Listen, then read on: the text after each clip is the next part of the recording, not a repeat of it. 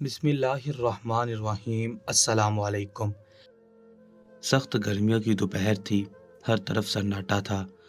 لوگ گرمی کے باعث اپنے گھروں میں دبکے بیٹھے تھے، لیکن ان سب میں سلطان آج بھی روزمرہ کی طرح اپنا دربار لگائے بیٹھے تھے، کیونکہ انہیں معلوم تھا کہ ان کے فرض کیا ہیں اور انہیں اپنے فرض کی ادائیگی کرنا بخوبی آتا تھا۔ گرمی کے باعث آج معمول کے مطابق دربار میں زیادہ رش نہیں تھا۔ ایک طرف تمام درباری بیٹھے ہوئے تھے، جبکہ بالکل ان کے سامنے تمام بشیر سلطان کو دیکھ رہے تھے۔ ان کے قریب ہی ان کا خاص وزیر بیٹھا ہوا تھا، جبکہ قدرے نیچے ایک اور تخت تھا جس پر قاضی صاحب براجمان تھے۔ سلطان کے دائیں بائیں دو درباری کھڑے انہیں پنکھے کی مدد سے ہوا دے رہے تھے، جس کا باعث وہ قدرے سکون میں تھے۔ ابھی تھوڑی دیر پہلے وہ ایک بوڑھی عورت کا مسئلہ حل کر کے بیٹھے تھے، جس کی اجرت ایک زمیندار نے روک لی تھی، اور وہی معاملہ سب کے درمیان موضوع گفتگو تھا۔ ابھی تھوڑی دیر ہی گزری تھی کہ ایک اور شخص دربار میں داخل ہوا۔ اس کے ہاتھ میں بیساکھی موجود تھی۔ سلطان کو ایک پل کے لیے لگا شاید کوئی بوڑھا شخص ہے، کیونکہ جیسے جیسے وہ بیساکھی والا آدمی سلطان کی نشست کے قریب آنے لگا تھا، وہ حیران رہ گئے تھے، کیونکہ وہ شخص کوئی بوڑھا نہیں بلکہ ایک نوجوان شخص تھا۔ اس کی ایک آنکھ بند تھی، جبکہ وہ ایک آنکھ سے تمام منظر دیکھنے کی کوشش کر رہا تھا۔ وہ کافی لاچار معلوم ہو رہا تھا۔ وہ بالکل سلطان کی نشست کے سامنے آ کر رکا تھا۔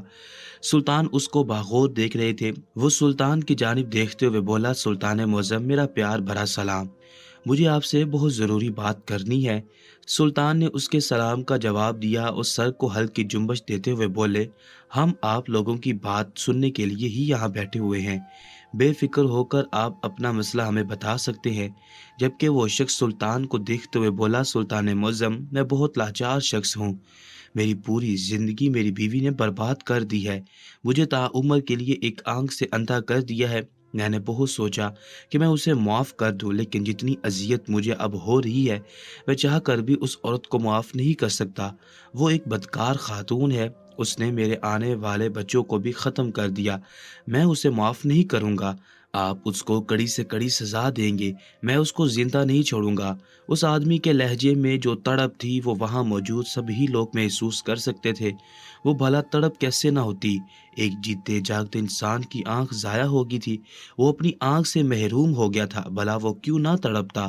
سلطان نے اس شخص کو سنجیدگی سے دیکھا اور تحمل سے بولے، اے نوجوان شخص، ہم تمہاری تکلیف بخوبی سمجھتے ہیں۔ جو اذیت تم اس وقت محسوس کر رہے ہو وہ یہاں کوئی محسوس نہیں کر سکتا، لیکن اس طرح اپنی بیوی کی خامیاں مت بتاؤ، بس اتنا بتاؤ کہ اس نے تمہارے ساتھ کیا کیا ہے، اس طرح تمہاری بدنامی ہوگی۔ یہاں بہت ہی غیر مرد بیٹھے ہیں، اگر تم اپنی بیوی کی غلطیوں کو یہاں کھڑے ہو کر تفصیل سے بتاؤ گے تو یہ غلط ہے۔ اللہ تعالیٰ نے میاں اور بیوی کو ایک دوسرے کا لباس بنایا ہے، ایک دوسرے کا ہمراز بنایا ہے۔ وہ یہ بول کر کچھ دیر کے لیے خاموش ہو گئے تھے، لیکن وہ شخص کافی بے چین نظر آ رہا تھا۔ وہ کسی بھی طرح اپنی بات سلطان تک پہنچانا چاہتا تھا۔ انہوں نے ایک طویل خاموشی کے بعد ایک گہری سانس لی تھی اور اس شخص کو دیکھتے ہوئے بولے، خیر تم ہمیں اپنی تکلیف بتاؤ، ہم سننا چاہتے ہیں۔ وہ آدمی سلطان کی بات سن کر بولا، سلطان معظم، میں ایسا ہی تھا، اپنی بیوی کی ہر غلطی اور خامی کو چھپانے والا، لیکن اب میری بس ہو چکی ہے۔ اس نے جو میرے ساتھ کیا ہے میرے لیے وہ قابل گناہ ہے، اور میں اس گناہ کو اب معاف نہیں کرنے والا، اور میں آپ سے گزارش کرتا ہوں کہ اسے آپ بھی معاف نہیں کرنا، اسے ختم کر دینا۔ وہ ایک زانی عورت ہے۔ جبکہ اس بار نہ جانے کیوں سلطان کو اس کے الفاظ بے حد برے لگے تھے۔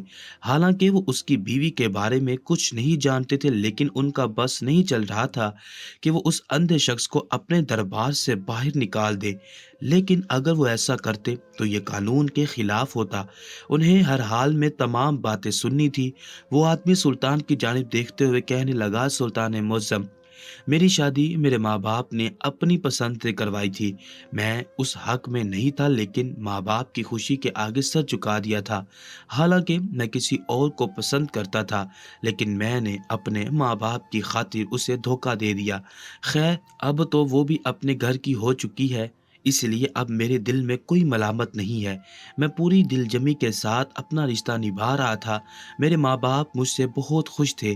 یہی عالم میری ساس سسر کا بھی تھا، لیکن میری بیوی نہ جانے کیوں مجھ سے ہمیشہ ہی چڑھتی تھی۔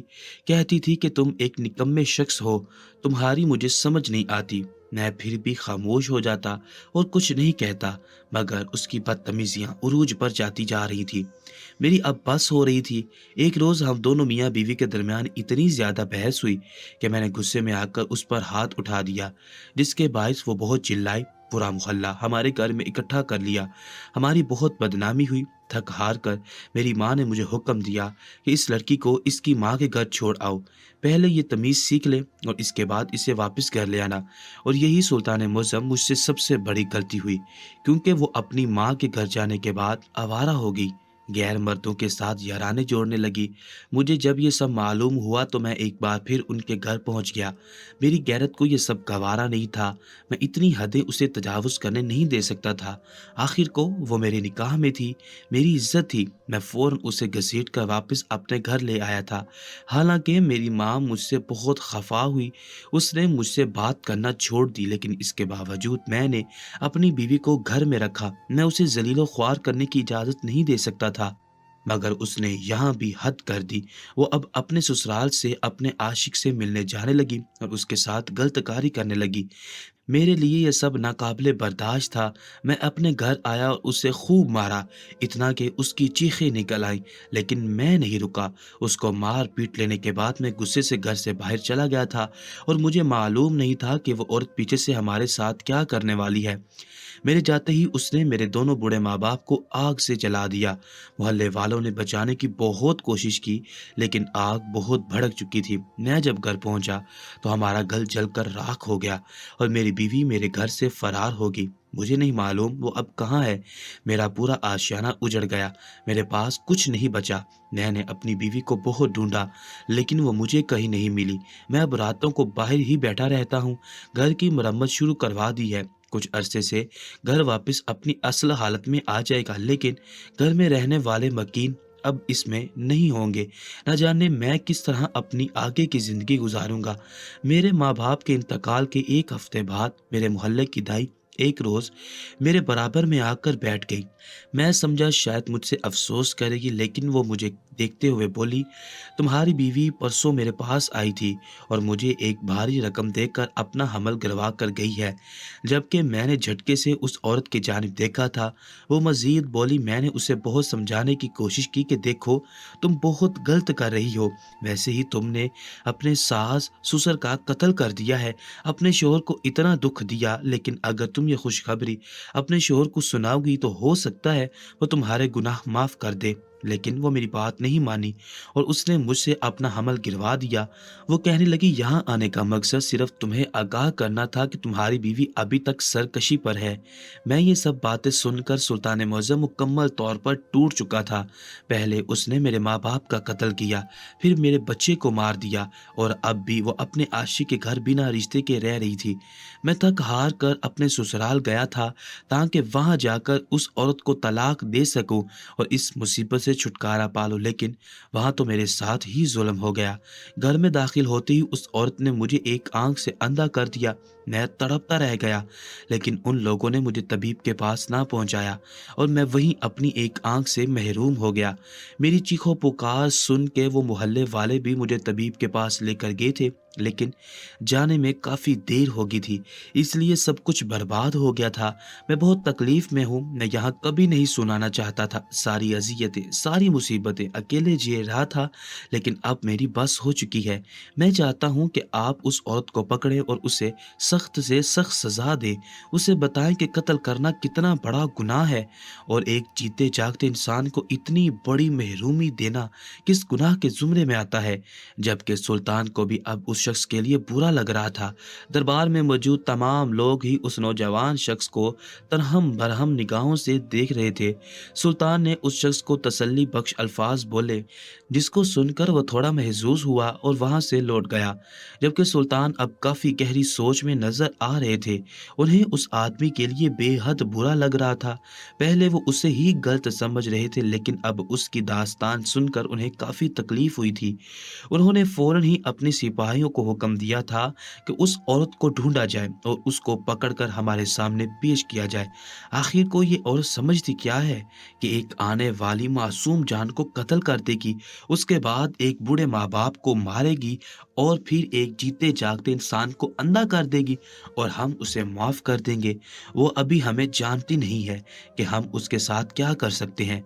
उनका लहजा आग बरसाता हुआ था, जबकि चारों सिपाहियों ने सर को जुम्बिश दी थी और फौरन ही अपनी अपनी तलवार संभाल कर उस औरत को गिरफ्तार करने के लिए जा चुके थे। जबकि सुल्तान ने दरबार का इख्तिताम कर दिया था। यह मसला सुन लेने के बाद उनमें मजीद साख्त नहीं थी कि वो वहां बैठकर और लोगों के मसाइल हल करते। वो सीधा अपने मखसूस कमरे में आए थे। थोड़ी देर खामोशी से वो अपनी शिस्त पर ही बैठे रहे। उन्हें कुछ समझ नहीं आ रहा था कि वो क्या करें। उन्हें काफ़ी तकलीफ महसूस हो रही थी। वो ऐसे कैसे अपनी रियायत से गाफिल रह सकते थे, जहाँ पर एक औरत इतनी हदें तजावुज़ कर रही थी।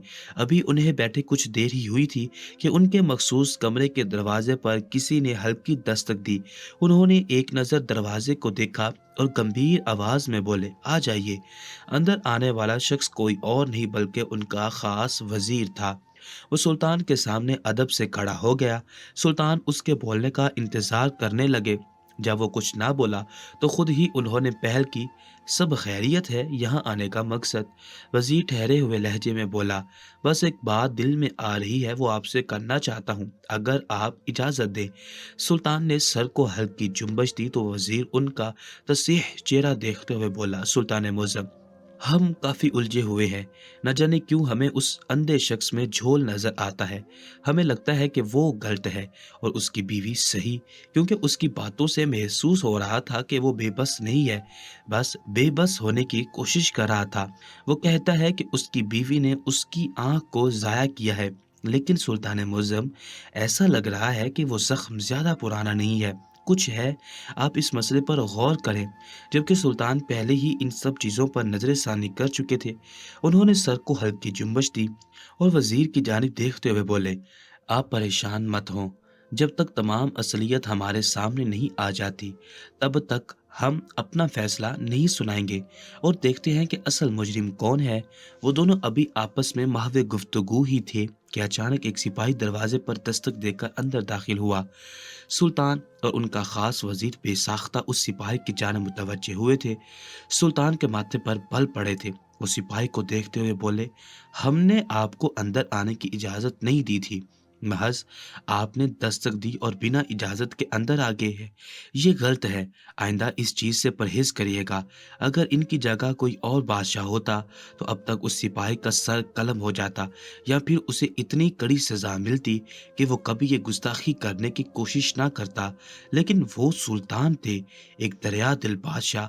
उनमें इतनी सफाकियत नहीं थी कि वो बेवजह किसी जानदार को मार सके। वो तो जानवरों से भी मोहब्बत से पेश आते थे, तो वो भला कैसे एक इंसानी जान को बेवजह मार सकते थे। वो सिपाही सर झुकाकर निदामत भरे लहजे में बोला, सुल्तान मुअज़्ज़म, हम माफ़ी चाहते हैं, बस बात ही इस तरह की थी कि हम खुद को रोक नहीं पाए थे। अगर आप इजाज़त दें तो हम वो बात आपके गोशगुजार करना चाहते हैं। सुल्तान ने उस सिपाही की जानिब देखा और सर को हल्की जुम्बश देते हुए बोले, इजाज़त है, लेकिन आइंदा ख्याल रखना। वो सिपाही सुल्तान की तरफ देखते हुए बोला, सुल्तान मुअज़्ज़म, हम और चंद और सिपाही उस औरत को गिरफ्तार करने के लिए गए थे। पहले हम उस औरत के मैके गए तो वहाँ कोई और रिहाइश पजीर है। उन लोगों ने बताया कि हमने ये घर 2 साल पहले किसी और से ख़रीदा था। अब तो वो लोग मिस्र रवाना हो चुके हैं। हम बेहद हैरान हुए, क्योंकि उस शख्स के कहने के मुताबिक वो अपने ससुराल गया था। उसके बाद ही उसकी आंख को अंधा किया गया था। हमें लगा शायद कि हमसे झूठ बोल रहे हैं। यकीनन उन तक हमारी खबर पहुंच गई होगी और वो हमसे पहले कहीं छुप गए हैं। میں نے اور باقی کے تمام سپاہیوں نے उन लोगों से सच उगलवाने की बहुत कोशिश की, लेकिन उन लोगों की एक ही गर्दान थी कि वाकई हम 2 साल पहले यहाँ आए थे।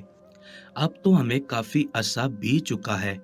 लोगों से हमने मालूमात हासिल की तो उन सब का भी यही कहना है कि ये लोग काफ़ी वक़्त से यहाँ रिहाइश पज़ीर है। सुल्तान मुअज़्ज़म, हम काफ़ी हैरान हो गए थे कि ये सब क्या माजरा है। वो शख्स तो कहता है कि उसके ससुराल वालों ने उसे अंधा कर दिया, लेकिन कोई भी उस आदमी को जानता ही नहीं है।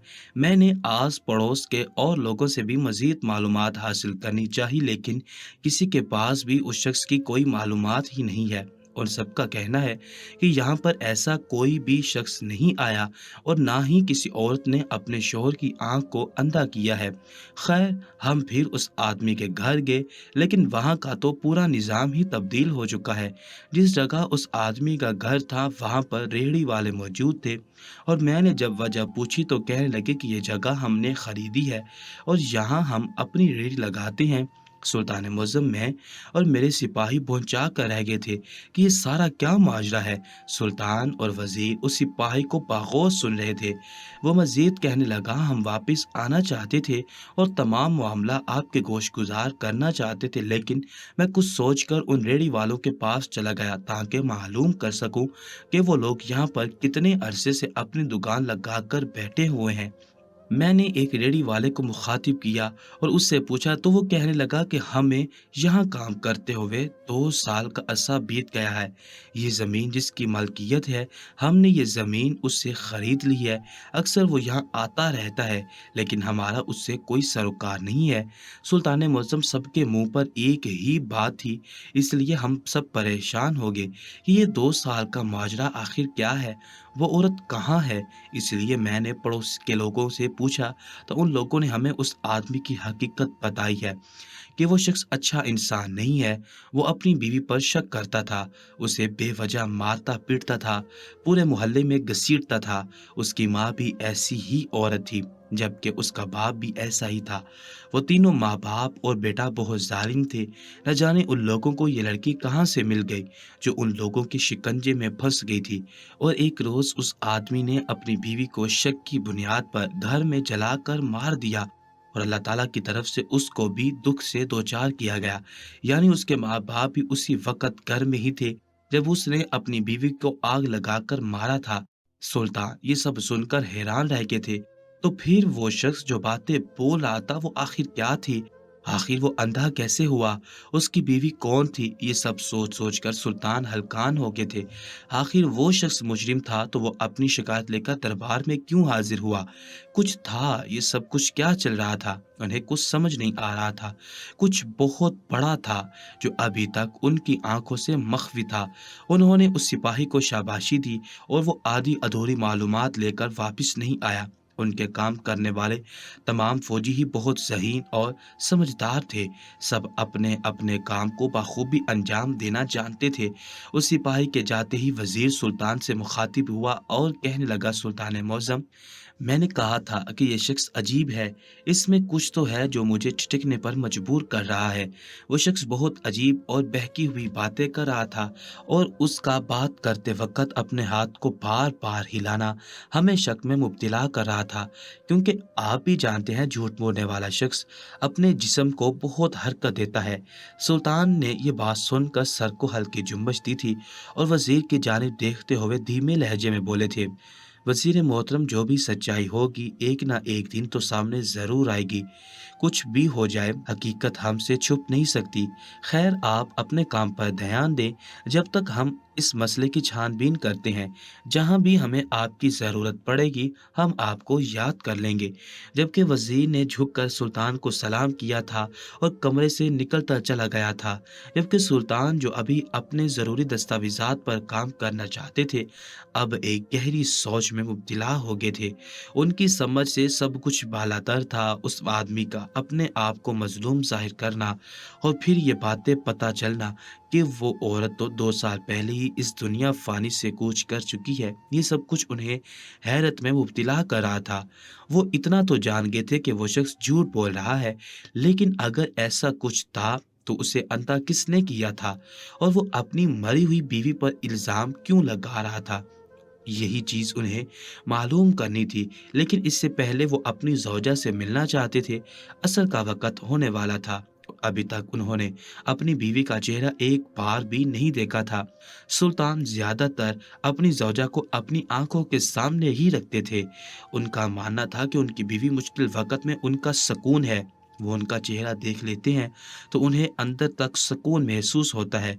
वो अपनी चीज से खड़े हुए थे और मखसूस कमरे से निकलकर सीधा ख्वाबगाह की जानिब गामजन हो गए थे। उनके चेहरे पर मुस्कुराहट थी। शायद वो अपनी बीवी से हद से ज्यादा प्यार करते थे। उन्होंने ख्वाबगाह में दाखिल होते ही अपनी जौजा को पुकारा था, लेकिन वो कहीं भी नहीं थी। सुल्तान हैरान हुए। वो अपनी ख्वाबगाह के अलावा महल में ज़्यादा घूमना फिरना पसंद नहीं करती थी। ज़्यादातर वो अल्लाह ताला की इबादत में ही मशगूल रहती थी और फिर जब सुल्तान ख्वाबगाह में आ जाते थे तो उनके साथ मसरूफ़ हो जाती थी। थोड़ी देर सुल्तान ख्वाबगाह में ही बैठे रहे थे ताकि उनकी ज़ौजा आ जाए तो वो दोनों एक अच्छा वक़्त गुजार ले।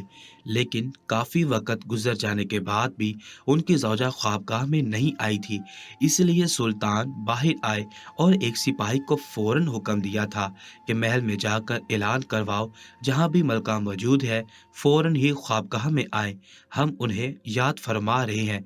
जबकि एक सिपाही फ़ौरन ही सर झुकाकर वहाँ से चला गया था और सुल्तान ख्वाबगाह में बेचैनी से टहलने लगे थे। आज से पहले ऐसा कभी नहीं हुआ था। उन्हें ऐसा महसूस हो रहा था जैसे उनकी ज़ौजा महल में थी ही नहीं, तो फिर मलका कहाँ गई थी। ये सोच उनके हवास झंझोड़ने के लिए काफ़ी थी। थोड़ी देर बाद ख्वाबगाह के दरवाजे पर दस्तक हुई थी। सुल्तान ने बाहर मौजूद शख्स को अंदर आने की इजाज़त दी थी। अंदर आने वाली उनकी मलका नहीं बल्कि वही सिपाही था जो काफ़ी मायूस नजर आ रहा था। सुल्तान ने सवालिया निगाहों से उसकी जानिब देखा तो वो कहने लगा, सुल्तान मुअज़्ज़म, पूरे महल में देख लिया है लेकिन मलका कहीं भी मौजूद नहीं। लगता है वो किसी काम के सिलसिले में बाहर गई हैं। लेकिन मैंने अभी पता किया है कि सबका यही कहना है कि मलका खारजी दरवाजे से कहीं भी नहीं गई। यकीनन वो महल के पिछले हिस्से वाले दरवाजे से गई हैं। इससे ज्यादा सिपाही को कुछ भी कहने की इजाजत नहीं थी, क्योंकि वो किसी और के बारे में नहीं बल्कि सुल्तान की बीवी के बारे में बात कर रहा था। सुल्तान ने उसे जाने की इजाजत दी और खुद ख्वाबगाह में टहलने लगे। आखिर उनकी ज़ौजा कहाँ गई थी, ये सोच उन्हें सुकून से बैठने नहीं दे रही थी। मगरिब की अज़ान के वक़्त वो अपनी ख्वाबगाह से निकलकर अपने हुजरे में आए थे। अभी तक उनकी ज़ौजा महल वापस नहीं आई थी। उन्होंने हुजरे में ही मगरिब की नमाज अदा की और वापस अपनी ख्वाबगाह में आ गए ताकि देख सकें कि उनकी ज़ौजा आ चुकी है या नहीं। और इस बार ख्वाबगाह खाली नहीं थी। वो ख्वाबगाह में दाखिल हुए तो उनकी ज़ौजा जाए नमाज पर बैठी अल्लाह ताला से राज़ो नयाज करने में मसरूफ़ थी। सफ़ेद दुपट्टे के हाले में वो एक पुरनूर फरिश्ता लग रही थी। दुआ के लिए हाथ उठाए वो अल्लाह ताला से न जाने क्या मांग रही थी कि उनके चेहरे पर एक पुरसुकून मुस्कुराहट थी। सुल्तान मसहरी पर बैठकर उनकी दुआ मुकम्मल होने का इंतज़ार करने लगे थे। उन्होंने दुआ के लिए उठाए हुए हाथों को अपने चेहरे पर फेरा और अपने ऊपर फूंक मारकर पीछे को मुड़ी तो सुल्तान को ख्वाबगाह में मौजूद देख मुस्कुराई थी और उनके भी करीब आकर फूंक मारी थी और उनके पास ही बैठ गई थी। जबकि सुल्तान काफ़ी नाराज़ मालूम हो रहे थे। उन्होंने सुल्तान को मुखातिब करना चाहा लेकिन उन्होंने कोई जवाब नहीं दिया था। मलका काफ़ी परेशान हुई क्योंकि ऐसा कभी नहीं होता था। वो परेशानी भरे लहजे में बोली, सुल्तान मुअज़्ज़म, क्या हुआ है? सब खैरियत तो है? आप मुझे काफ़ी खफा नज़र आ रही हैं। आखिर हमसे ऐसी कौन सी गलती सरज़श हो गई है? जबकि सुल्तान ने एक निगाह अपनी ज़ौजा को देखा था और काफ़ी गुस्से भरे लहजे में बोले, आप कहाँ गई थी? ना आप महल में थी, ना ही अब खाजी दरवाजे से बाहर गई थी। आखिर आप कहाँ थी? उनके लहजे में शक का उनसर मौजूद नहीं था। बस वो इतनी देर उनके बाहर रहने पर थोड़ा नाराज थे, जबकि उनकी बीवी के चेहरे पर से एक साया गुजरा था जो सुल्तान की आंखों से मख्फी ना रह सका था। वो बात बनाने की कोशिश करने लगी थी जबकि सुल्तान को महसूस हो गया था कि वो अभी सुल्तान को कुछ नहीं बताना चाहती। इसलिए उन्होंने खामोश रहने में आफियत जानी थी और उनके माथे पर एक मोहब्बत भरा बोसा देते हुए उन्हें मान बख्शा था कि अगर वो किसी गलत राह पर चल रही हैं तो वापस लौट आएं। उनका शोहर उनके साथ हम वक्त मौजूद है। जबकि उन्होंने सुकून से आंखें मूंद ली थी। वो अभी सुल्तान को कुछ भी बताना नहीं चाहती थी। उनके चेहरे से ही ये बात मालूम हो रही थी, इसीलिए सुल्तान ने उन्हें ज्यादा खरीदना जरूरी नहीं समझा था। वो ऐसे ही थे, अगर कोई शख्स उन्हें अपनी बात नहीं बताना चाहता था तो वो उसको ज्यादा जोर नहीं देते थे। लेकिन यही अगर मुजरिम से सच उगलवाना होता तो वो चंद पल में ही तमाम सच उगलवा लेते थे। थोड़ी देर वो अपनी ज़ौजा के साथ अच्छा वक़्त गुज़ार कर अपने मख़सूस कमरे में आ गए थे। उन्होंने फ़ौरन ही अपने वज़ीर को याद किया था और उन्हें भेस तब्दील करने के लिए लिबास लाने का हुक्म दिया था। जबकि वज़ीर हैरान था। वो सुल्तान की जानिब देखते हुए कहने लगा, सुल्तान मुअज़्ज़म, आप भेस तब्दील क्यों कर रहे हैं? आज तो जुमेरात है और आप गश्त के लिए तो नहीं जाते, तो फिर आप कहाँ जा रहे हैं? जबकि सुल्तान वो लिबास लेकर एक नज़र वज़ीर को देखा था और महज ये बोलकर गुसल खाने की जानिब चल पड़े थे कि हम उस आदमी का राज जानने जा रहे हैं। जबकि पीछे वज़ीर हैरान रह गया था। वो चाहते तो उस शख्स को बुलाकर तमाम सच उगलवा सकते थे, तो भला वो क्यों उस आदमी के खातिर भेस तब्दील कर रहे थे? लेकिन कोई भी आज तक उनके दिमाग को समझ नहीं पाया था। वो कोई मामूली इंसान थोड़ी थे, वो दूर तक की सोचने वाले शख्स थे। थोड़ी देर बाद ही गुसल खाने से बाहर आए तो वो मुकम्मल आम इंसान के रूप में थे। कोई भी शख्स उन्हें देखकर पहचान नहीं सकता था कि ये सल्तनत का बादशाह सुल्तान है। उन्होंने वजीर को अलविदा कहा था और महल के पिछले हिस्से से निकलकर सीधा कब्रिस्तान की जानिब गामजन हुए थे। लोगों का कहना था कि उस मर्द की बीवी मर चुकी है और वो इसी चीज़ को जानने के लिए जा रहे थे। वजीर ने उनके साथ आने की जिद की थी, क्योंकि वो सुल्तान को कभी भी तनहा नहीं छोड़ता था। कभी भी किसी भी वक्त उन पर हमला हो जाता था तो ये चीज़ उनके लिए काफ़ी हद तक ख़तरनाक थी, क्योंकि वो भेस तब्दील करने के बाद अपने पास ज़्यादा हथियार नहीं रखते थे। इसलिए अगर उन पर हमला हो तो वो अपनी हिफाजत में कोताही कर सकते थे। लेकिन सुल्तान ने वजीर को मना कर दिया था। उनका कहना था कि वो गश्त के वक़्त किसी को भी साथ रखना पसंद नहीं करते। जबकि वजीर उनके इस जुमले से खामोश हो गया था। आज पहली बार उन्होंने वजीर को अपना नहीं बोला था, बल्कि एक गैर की तरह मुखातिब किया था। उसे ये बात बहुत चुभी थी, लेकिन कुछ बोला नहीं था। सुल्तान सीधा कब्रिस्तान के हदूद में दाखिल होते ही गोरकन के पास गए थे, ताकि उससे मालूम कर सके कि यहाँ पर उस आदमी की बीवी की कब्र कहाँ है। उन्हें मालूम नहीं था कि उसकी कब्र कौन सी है। गोरकन ने एक आम मुसाफिर को ये सवाल करते देखा तो हैरान हुआ और वजह जाननी चाहिए, क्योंकि उसे इजाज़त नहीं थी किसी भी कब्र का पता देने की, और ये हुक्म सुल्तान की तरफ से था। लेकिन जब सुल्तान ने अपनी निशानदही करवाई तो वो फौरन ही शर्मिंदा हो गया और उन्हें बैठने का बोलने लगा। लेकिन सुल्तान ने इनकार कर दिया, क्योंकि अभी वो यहाँ कुछ देखने के लिए आए थे। गोरकन ने फौरन ही उस आदमी की बीवी की कब्र तक सुल्तान को पहुंचा दिया था, जबकि सुल्तान ने उसे फौरन वहां से जाने को बोल दिया था।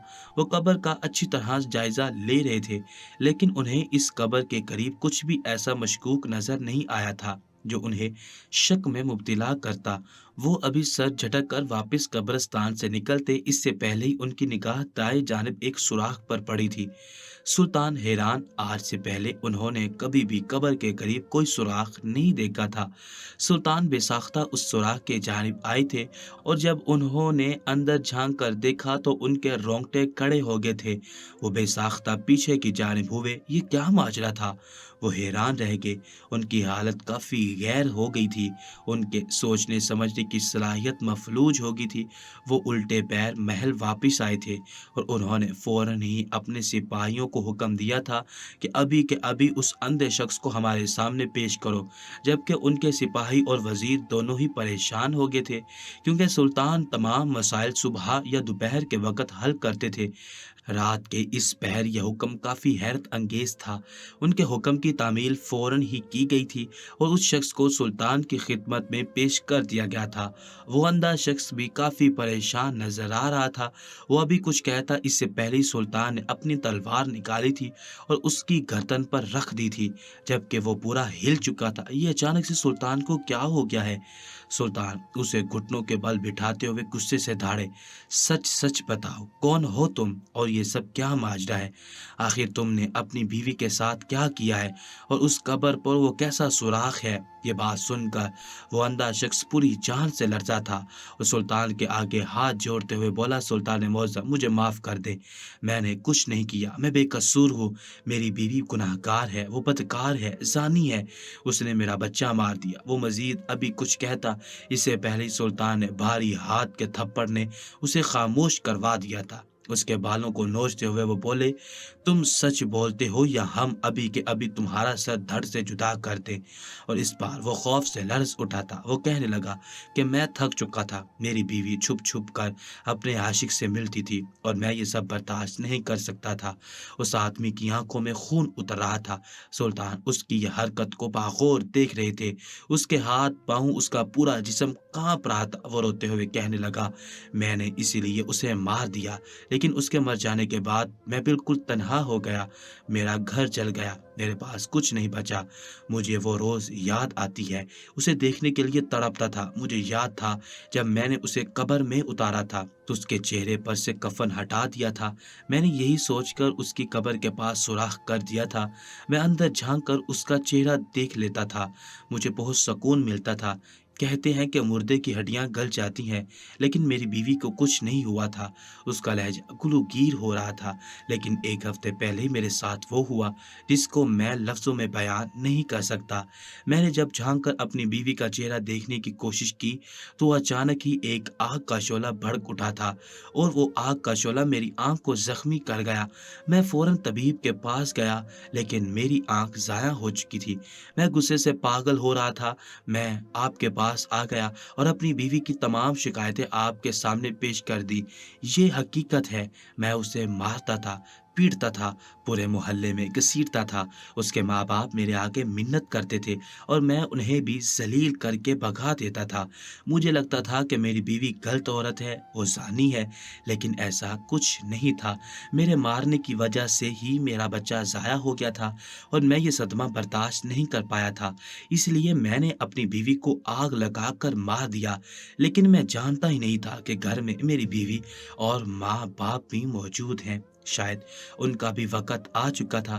میری ماں اور میرے بابا ہی مجھے یہ سب کرنے کی تاکید کرتے تھے، وہی میرے دماغ میں عجیب عجیب باتیں ڈالتے تھے کہ میری بیوی اچھی عورت نہیں ہے، وہ چھپ چھپ کر غیر مردوں سے ملتی ہے، جبکہ میری بیوی تو بہت دیندار عورت تھی، پردہ دار تھی، لیکن بس ایک بے وجہ کے شک نے میری پوری زندگی خراب کر دی اور مجھ سے میری بیوی کو چھین لیا۔ وہ آدمی یہ بول کر خاموش ہو گیا تھا، جبکہ سلطان اس آدمی کو سنجیدگی سے دیکھ رہے تھے۔ اچانک ہی وہ اپنا سر پیٹنے لگا اور زور زور سے ہنسنے لگا۔ سلطان پہلے دن ہی جان چکے تھے کہ وہ شخص ذہنی طور پر ٹھیک نہیں ہے۔ اسے اپنے ماں باپ اور اپنی بیوی کے مرنے کا اتنا گہرا صدمہ پہنچا تھا کہ وہ پاگل ہو چکا تھا، کبھی بالکل ٹھیک ہو جاتا تو کبھی بہکی بہکی باتیں کرتا۔ سلطان نے فوراً ہی اسے بند کر دیا تھا، کیونکہ ایسے انسان کو باہر رہنے کا کوئی جواز پیدا نہیں ہوتا تھا۔ جبکہ انہوں نے کمرے سے جاتے جاتے اپنے وزیر کے کندھے پر ہاتھ رکھا تھا اور نرم لہجے میں بولے تھے، اگر آپ کی دل آزاری ہوئی ہے تو ہمیں معاف کرنا، آپ صرف ہمارے وزیر نہیں بلکہ ہمارے بہترین دوست ہیں۔ اور وہ سیدھا اپنی خوابگاہ میں آ گئے تھے اور اس پل ہی وزیر کا چہرہ دیکھ چکے تھے جب انہوں نے انہیں کسی کہہ کر مخاطب کیا تھا۔ وہ کمرے میں داخل ہوئے تو اچانک ان کی زوجہ ایک بہترین لباس میں ان کے سامنے آئی تھی اور ان کے کان کے پاس سرگوش نما آواز میں بولی تھی، بہت مبارک ہو، آج ہماری شادی کا دن ہے۔ وہ اس دن جو یکدم ہی محل سے غائب ہوئی تھی، دراصل وہی لباس خریدنے کے لیے بازار گئی تھی۔ انہوں نے اپنے ساتھ اپنی سب سے عزیز کنیز کو لیا ہوا تھا، وہ تنہا نہیں گئی تھی اور سلطان یہ سب باتیں پہلے ہی جان چکے تھے۔ انہوں نے وہ رات ان کے ساتھ بہت ہی خوشگوار انداز میں گزاری تھی۔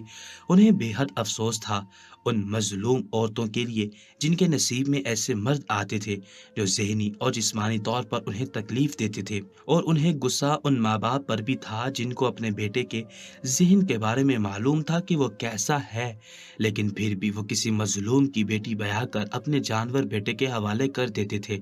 لیکن وہ بہت جلد اس چیز کو لے کر ایک بڑا منصوبہ بنانے والے تھے۔